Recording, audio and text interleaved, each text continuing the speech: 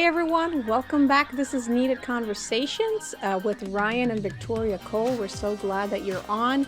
This is our second video. We are now on YouTube, so if you have YouTube and you would prefer a visual aid, we are now on YouTube. So just go to Ryan Cole Empowerment. Yep. And you can subscribe to our channel because we're going to be shooting these out every Monday. And you have something exciting for us this week. We That's launched right. something. Well, this has been our Summer of Love series Yes. on our podcast. We've been talking about relationships, dating, marriage, and all things love. And then we decided, God put it on our heart to host a 2-night webinar. And we did that last week on Wednesday and Thursday. And when I tell you, it was amazing. I mean, We had a great time. yeah, there was over 500 people who signed up for this free webinar. And we were just able to pour into all the people who are single, dating, and engaged. And then we made the most amazing announcement, something we've kind of been working on in the background the last couple of months, is that we have developed an online course. It's really for singles, dating, or engaged. Don't worry, married folks. We've got something in the works for you too, but we have really been on a mission to empower and educate people about the design of marriage that is so powerful. God created marriage, and yet the dating world can seem so confusing and heartbreaking after heartbreaking relationship. So we wanted to help people in the preventative stages, like even while they're dating, to give them the principles that we believe God has given us from the scriptures to date well so that they can find lasting love and end up in a marriage that lasts for a lifetime. That's right. And that is also deeply satisfying. And You know what we found is that we hear people share bits and pieces about, relationships and marriage, and it's hard to weed through and figure out what's going to work and what's not going to work. But I feel like this is something that we personally stumbled upon even through as single people, and then dating, and then, our marriage.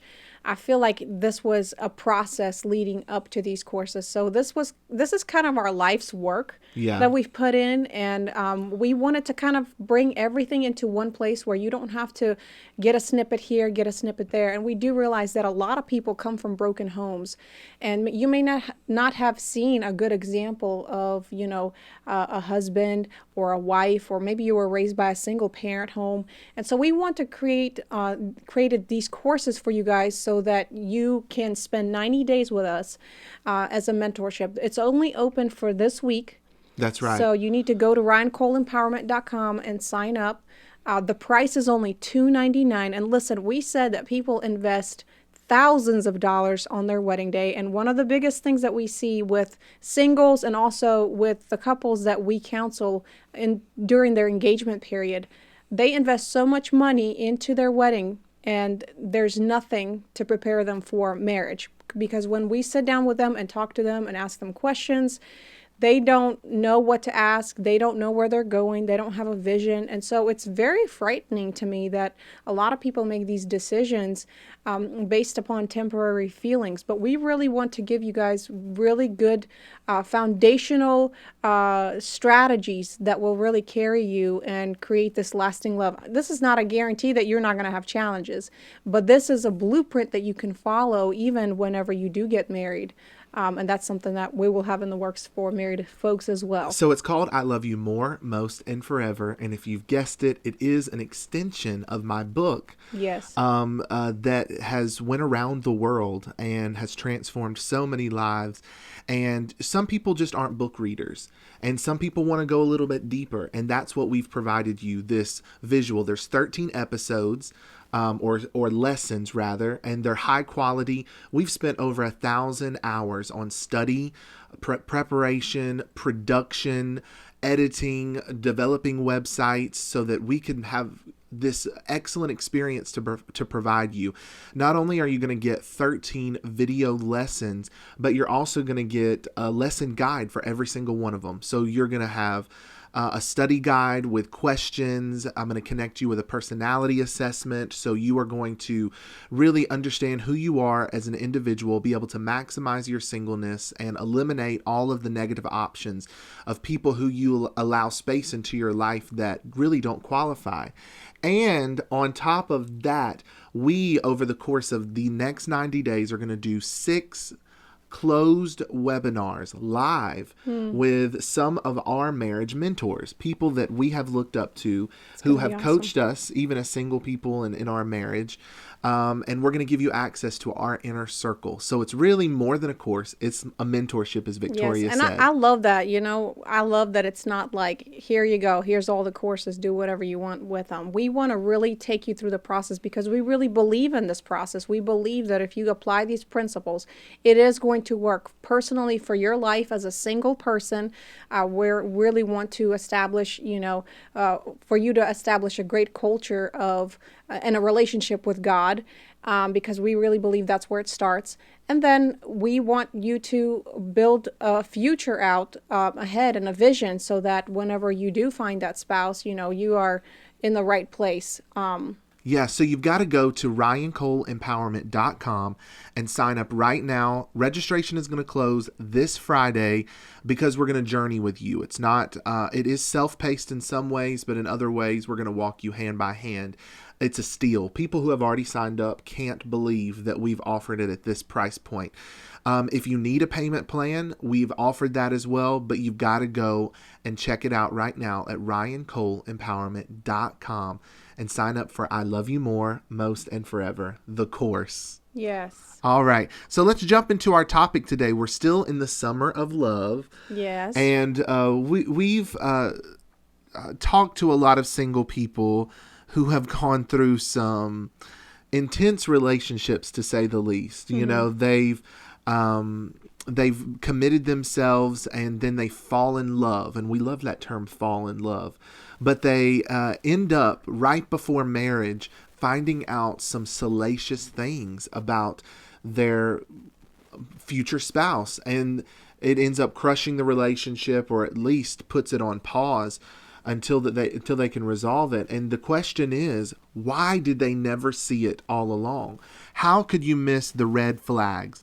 And this week, I saw this article that went viral on Yahoo about a woman who shared her list of red flags that she wished that she recognized earlier in her engagement period. And it actually ended her engagement. Mm-hmm. She was just getting ready 90 days before her wedding.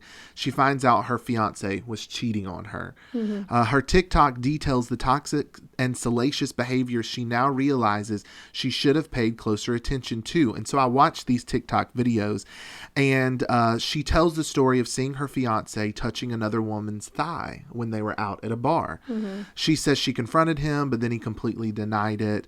We go home later that night and I ask him about the situation. Who was that girl? She says. He completely spins it back on me, doesn't answer my question, and says I'm the one being sneaky on him and spying on me. Yeah. Well, what happened was that she didn't tell him what time she was going to come. So whenever she came to the bar, she saw them she saw him with another girl. And so when she came up over there, he brushed it off and just walked off to the bathroom like nothing happened. And then he put the blame on his fiance, basically, like, it's your fault because you didn't tell me. That's what she said. She said, you didn't tell me what time you're going to be there. And how terrible that is. It just speaks of the culture of dating, right? That a lot of people find their significant others in a bar or out at a club. And to me, I don't know if that's where you're going to find the top tier of people. Mm. And then being kind of coerced into going out on a date with such sleazy pickup lines, or even them touching you, or what we find as like these strategies for dating are just despicable. And I think we need to raise the bar. We lowered our standards. If that's what it is. If that's what you do in your life, it's going to be very challenging for you to end up with lasting love. You've got to raise the bar. Now, I'm not saying you shouldn't go out and have fun, but when you're talking about alcohol and just all of this stuff, now not a good mixture. we're speaking from a Christian perspective, and there may be people who are listening who are not Christian, but just in general, alcohol impairs your judgment. And just in the case of this girl, right? For any one of us who this isn't our nightly routine or our weekend routine, we would have looked at that right away and said, you need to break that off, or you need to investigate a little bit further. But because she was used to that culture, right, he was able to turn it on her and say, you're being jealous, which is a red flag, actually. Mm-hmm. If you always feel like that you're unable to confront your significant other, it ends up being your fault. It's actually abuse. Because for sure, you're mentally abused to the point where you think to yourself, maybe it was my fault. Should I have not been snoopy, or should I have just, left it alone? And listen to what he told her whenever she confronted him that night and they had a little dispute, right? She says that her fiance told her that he didn't know if he could marry someone who didn't trust him. Wow. And she says she basically caught him red-handed, and she ended up being the one who apologized and ended the fight. That's horrible. That's such manipulation. Yes. It's horrible. But I know there's listeners out there right now who are like, oh my gosh, that is exactly what I've been experiencing in my dating relationship. Everything always ends up being my fault. Red flag. Red flag. And if you're listening on podcast right now, we've got this little red flag that we're created. Waving. Every time we come up with a red flag, we're just going to be waving it right in front of the camera. You know what we need to do is the next time we do a relationship podcast and, something comes up in a conversation, we should just do this, Yeah, just red flags. We should carry around red flags. If you're going out with friends, right, and they pick up on something, just a small flag that you can put in the purse. Yeah, or even a little like a little button with a flag on it that you can just give them a handshake and pass it to them and just let them know subliminally, hey, that's a red flag right there. Uh-huh. But then she continues on and says she recalls a time laying next to her fiance and she saw a text appear on his phone. After noticing that the message contained a photo of another woman, she asked him to explain. He had the text saved as one of his friend's names. It was his friend who had a fiance. Of course, that was the story he told her. The lady said he said the friend was cheating with a woman that they went to high school with and was showing off by sending these videos. Of course, I believed him, she said, requiring no further explanation. I said I was appalled that I could believe his friend would do this. He agreed, and that was it. I think it's a red flag. You can go ahead and lift up that red flag right now. If your significant other's friends are a bunch of sleaze bags, red flag. Mm-hmm. That's because you are a product of the people that you surround yourself with. There's someone who says that the law of five, that at the end of 5 years, you are going to be the sum total of the 5 closest people around you. Their financial life, their relationships, their successes and their failures. So you've got to watch out who you surround yourself with. And if you're dating someone and all of their friends are just trash, red flag, because guess what? At some point or another, it's going to turn out that he or she, I know I'm picking on the men right now because of this article, it's going to turn out that they're just like their friends. Exactly. Yeah. Especially if you would have friends that would send you pictures bragging on the fact that they're cheating with another person and that they look this certain way. That sounds so insecure, honestly. I know that it's bad and it's sleazy and it's, disgusting on the guy's part, but it's actually really, if you dig deeper, it really shows a person's insecurity. They want to brag, they want to get some kind of applause or affirmation from their buddies, so that they can feel, like somebody's patting them on the back or somebody's like patting their ego. What is that saying about ego? Stroking your ego. Stroking your ego, yeah. Yeah, I think just in general, you got to follow your gut instinct. And if you have a deep-seated feeling about a person and you're questioning their behavior, they're super secretive, red flag. You found a meme not too long ago and you thought it was hilarious where it said on top, God show me a sign. And it was a woman literally laying on the floor, and the sign completely collapsed on top of her from the back. And this is how silly sometimes we sound too when we Yeah, for ask sure. God to show us a red flag and it's all over. We're just so blinded by, I guess, the infatuation period. We have this fear that these people are going to leave us, that we're going to be alone again. But And I think that people who are predators, and I will call them predators, they spot out the insecure places in other people, and they play on those insecurities because people have fear of abandonment. They've gone through things in their childhood. And, I want to preface this too by saying, if you've been betrayed, cheated on before, it's unfair for you to take those indiscretions from that person and place them on your new relationship, right? You have to treat every scenario. I believe that there are people who go into every relationship super suspicious. It seems like their picker is wrong because every person that they pick ends up betraying them or cheating on them. But you have to give everybody the benefit of the doubt at the beginning of a relationship. And you have to open the lines of communication. And also, you got to surround yourself with people who, when your head is up in the clouds, can tell you, hey, listen, they give me a funny feeling. And that you don't automatically assume that they're jealous or that they're Yeah. trying to keep you from your happiness or whatever, but that you actually trust that, hey, if they're saying this and I've allowed them in my life for this many years, it's got to mean something. that's right. And so we've made a list and we're going through them. Secretive, lack of communications. They don't tell you when they're showing up. They're always late, right? They're always working late. And I'll say too, this is the reason why a course like I Love You More, Most, and Forever is so important, because I'm going to teach you a process of going through the outer court of dating, the inner court, and the Holy of Holies. The Holy of Holies represents that physical romance. And most people jump head first because that's what feels good right away. But scientists and psychologists will tell you that lust, infatuation, and anger are those type of emotions which sort of bypass the wise decision-making pathways in your brain. Like, it totally cuts off your ability to make these good decisions about the people that you're dating. And so, especially if you've just been dating them a couple weeks or even a couple months, your relationship should be out in the open, transparent.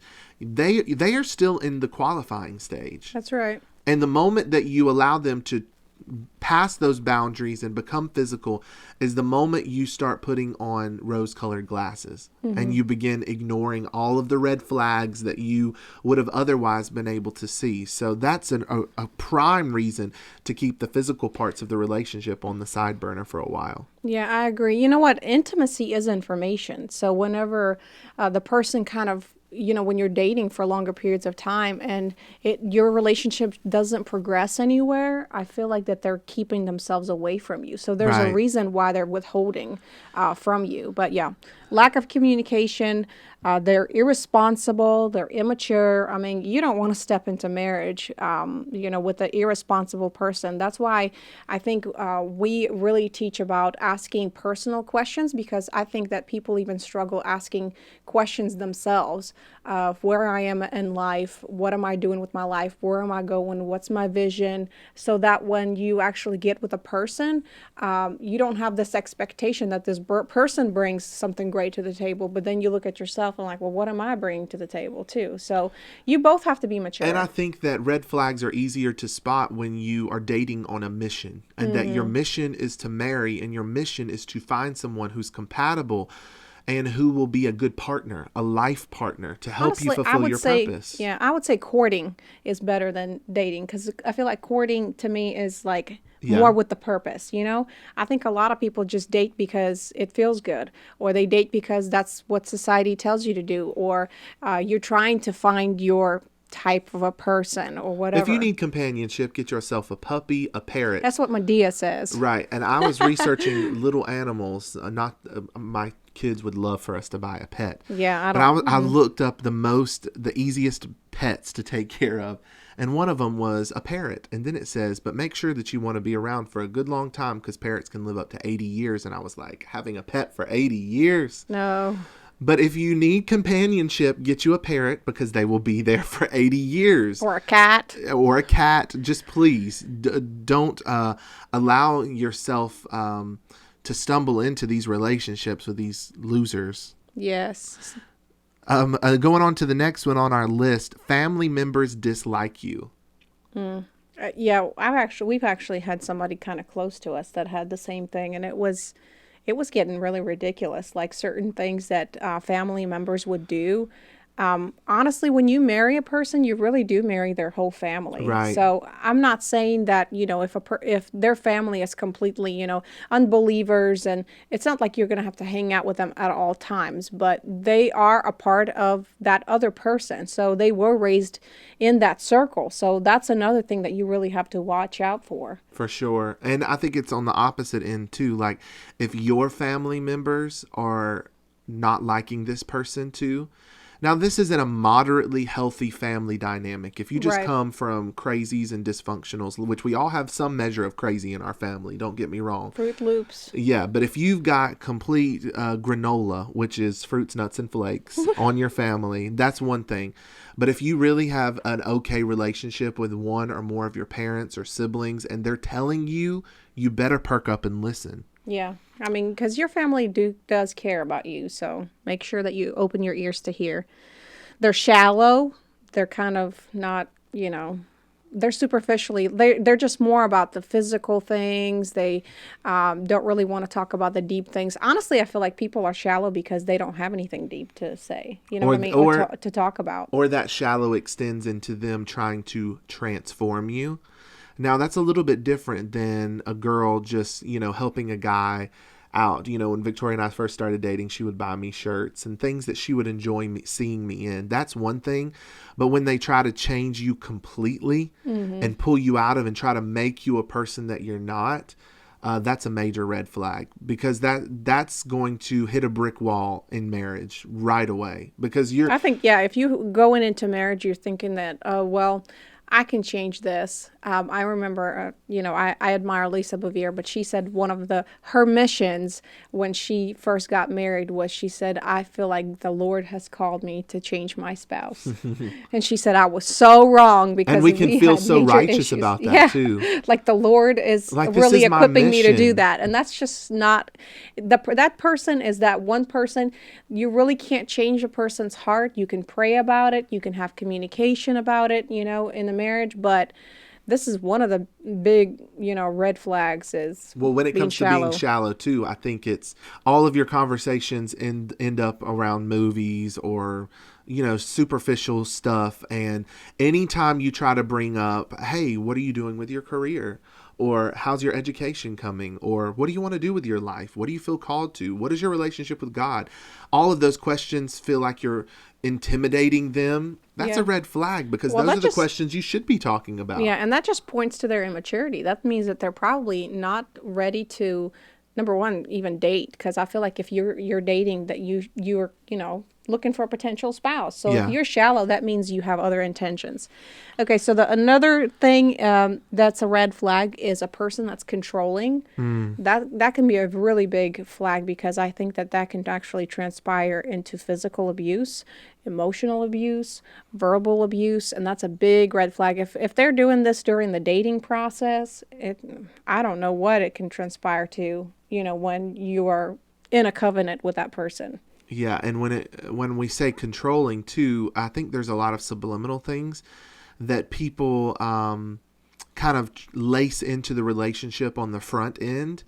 Because again, they're really built like predators, and they can spot people and their deficiencies or insecurities, and then they build those parameters around them, and then make you feel like that you have something to hide, or that there's a problem with you if you don't want to blah, blah, blah, or don't you want to make me happy? Or, they're always controlling your time, what you're going to do in terms of activities. They're never considering you when it comes to decisions. Like, there's a difference in being spontaneous on a date and a guy going to get tickets to a concert and taking you out to dinner and planning this romantic date than it is like every decision that he makes, he didn't discuss it with you. Especially if you've gotten to the engagement period and he goes out and buys a new car, or he goes out and he buys a house and you're engaged. Yeah. It's like, That's really? big.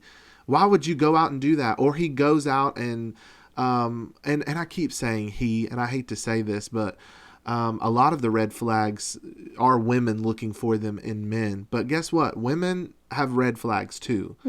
Women can be just as frivolous, inconsiderate, shallow, Calling, immature, checking up on the person, obsessive. making sure that they can lack trust. Yeah. All of that. So there's got to be mutual transparency in the relationship. But that's a red flag too, is the lack of trust. That's true. And we haven't held up our red sign in a while too. Red flag, red flag. All right, what else we got? Insecure and needy. That's a red flag in the sense of if they are constantly seeking affirmation or validation, and they're never happy about the way that they look or their career or their job, and they're constantly complaining. That means that there's some deep soul searching that they still need to do. Or they're a mama's boy. Right. That can be a problem. That can be a problem. Because they can put an expectation on you to perform what their mom has performed. And that's impossible because your mom is, his mom is his mom. I've seen a lot of people have a lot of disputes, and I feel like that a wife can actually become to despise, her mother-in-law because her spouse says, why can't you be like my mother? Or why can't you cook like my mother? That's horrible. That is a horrible way to live. You're not marrying the mother. You're marrying, that person. So yeah. And you shouldn't have that expectation. And the last red flag is the fact that they go to church just because of you. And this speaks to the broader situation of their spirituality. Give me that red flag, Victoria. I hear this a lot, people who, they're very spiritual, and this again is mostly women, and they met a guy at work or somewhere, and the guy comes off like, yeah, I'm a Christian, but it's more like the title of a Christian, especially if you're in the South. Like, we live in South Carolina. I bet you if you were to ask 90% of the people on the street would tell you, yeah, I'm a Christian, but they don't live it. They're not pursuing the things of God. And so then you are going to church and they want to be with you. They want to, intermesh into your routine. So they're going to go to church, but they're not really engaged. They have no interest in volunteering or doing anything outside of that. Talking to God with them is like, trying to talk to a third grader, sports fan, or I don't know, something that it's not an interest. It's not interesting for them at all. So I heard this illustration by a pastor, and I felt like that really played it out in my mind really well. It's like he said, imagine if you were on top of the table and you're trying to pull somebody that's standing on the ground on top of the table. Like, you're on top of the table and you're trying to push somebody. Thanks. He's brushing my hair off my face. You're trying to pull somebody up on top of the table while you're on top of the table. You're more than likely they're going to get you knocked off the top. They're going to pull you down too, so, for sure. That's going to be a big challenge if you marry, and then you're going to be very disappointed that, they're probably going to most likely stop going to church. Don't try to be somebody's savior. Don't try to go into this mindset that, once I get married, this person will change, or, I really want to bring him to Christ. That's fine. You can do that as a friend, though. Yeah, you can, but it doesn't mean that you have to be their savior. I mean, you can, let them be your friend at a distance and see what their commitment is, and hopefully the Lord works on their heart. And that doesn't mean that they have to be as spiritual or more spiritual than you. but there has to be some level of hunger. They might have just been saved a couple of years, or, they're baby Christians. And when I said earlier about, it's like speaking to a 3-year-old, I'm not referring to, their level of knowledge. It's not like they have to be a theological scholar in order to qualify for marriage, but do they have some kind of passion about the things of God? And in some ways, you want them to have this childlike faith and hunger, in as much as that you want that. So yeah. Well, we talked about this. We're talking about this also in our courses in regards to the inner court, where you address values. And that's part of the values is, if you're a believer, you want the same thing. You want that person to be believing what you believe as well, instead of just kind of brushing up on it and then getting married and then finding out this person doesn't really believe this kind of stuff. Being unequally yoked isn't just are they saved or not saved. Again, people can carry that title. I believe that people can be saved but not born again. They can accept the fire insurance, but they're not living the abundant life that Jesus promised. And for people who are dating, I think it's important to understand that unequally yoked can mean that your beliefs don't align. And for me, even the people that I dated, I don't think I ever dated anyone in my dating years. I think, second grade, you had those don't even count. But as far as when I was in my adolescent dating years, there was no one that I dated who wasn't saved.